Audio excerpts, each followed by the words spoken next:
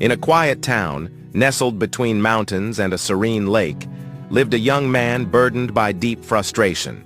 He felt trapped by his past, defined by his failures, and desperate for validation from others. One evening, driven by an urge to find answers, he sought out a philosopher known for his unorthodox ideas. The philosopher, an elderly man with sharp eyes and a tranquil presence, welcomed the young seeker into his modest home. The young man expressed his dissatisfaction, feeling as though he was forever tied to his past, judged by others, and unable to escape their expectations. He believed that happiness was an unattainable goal, shackled by the weight of his history. The philosopher listened patiently, considering the young man's struggles. He then explained that the past did not determine the future, and that individuals were not bound by their experiences. Instead, he suggested that it was the meaning assigned to those experiences that shaped one's life. Rather than being prisoners of past events, people had the power to interpret them differently and move forward with purpose. The young man struggled with this idea, believing that personality was shaped by past experiences. He found it difficult to accept that someone who had faced rejection, humiliation, or hardship could simply decide that these experiences no longer defined them. However, the philosopher provided an example of two individuals who had endured the same childhood bullying, one who remained afraid and withdrawn, and another who chose to use that pain to help others. Their different paths, he explained, were not determined by the past, but by the choices they made. Skepticism lingered in the young man's mind. He questioned whether pain and hardship were merely excuses, whether change could happen instantly if one truly desired it. The philosopher explained that people often clung to their pasts because it provided them with comfort, even if it was painful. Remaining in familiar suffering seemed easier than stepping into the unknown and accepting responsibility for one's own life. The young man then raised another concern: the need for acceptance.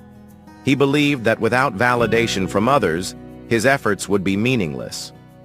The philosopher acknowledged the importance of relationships, but warned against seeking happiness solely through the approval of others. True freedom, he explained, required the courage to be disliked. Living according to one's own values, rather than for external praise, was the path to authenticity. The young man wrestled with this concept, finding it difficult to detach himself from the desire to be liked. However, the philosopher illustrated the idea with the example of an artist who constantly altered his work to satisfy every critic, never completing his masterpiece.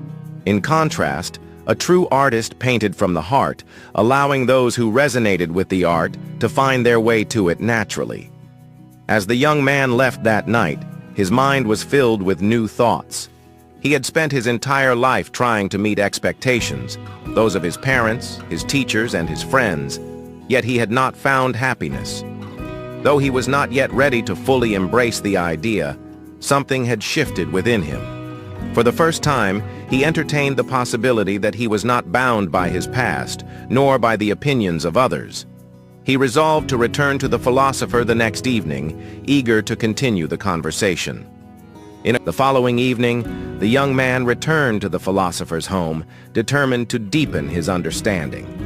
He had spent the day reflecting on their previous discussion and found himself struggling with the implications of what he had learned.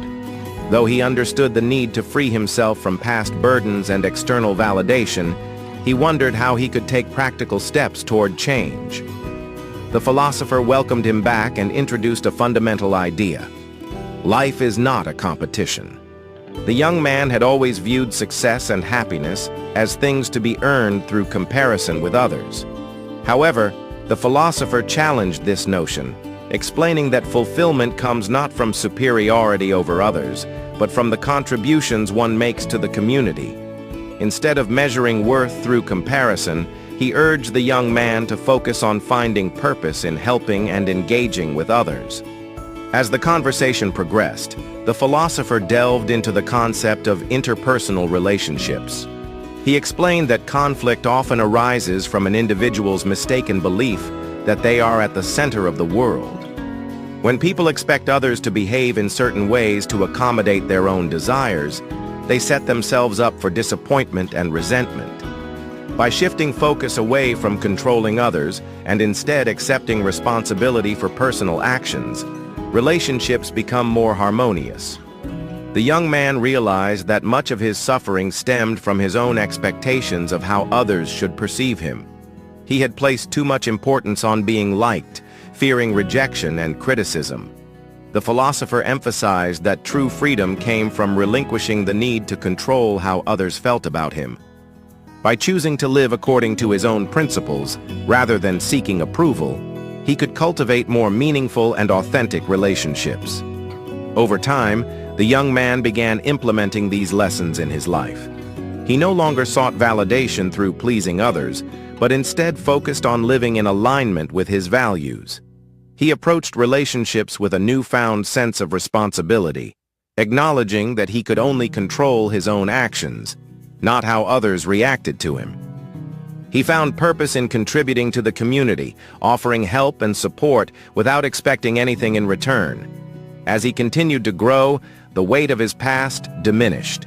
He no longer allowed past failures or painful experiences to dictate his identity. Each day, he chose to interpret his life in a way that empowered him rather than hindered him. Through this shift in mindset, he discovered a profound sense of freedom and peace. Looking back, the young man realized that his journey had not been about erasing his past or seeking external approval. Instead, it had been about embracing the courage to be disliked, accepting himself fully, and living in a way that was true to his beliefs. In doing so, he found the happiness that had once seemed so unattainable. The courage to be disliked teaches us the power of personal freedom and self-acceptance. It encourages us to let go of past burdens, stop seeking validation from others, and take responsibility for shaping our own lives. By understanding that happiness is not found in comparison or approval, but in living authentically, we can develop healthier relationships and a stronger sense of purpose. The book challenges us to embrace the discomfort of being disliked and to prioritize inner growth over external recognition, ultimately leading to a more fulfilling and meaningful life.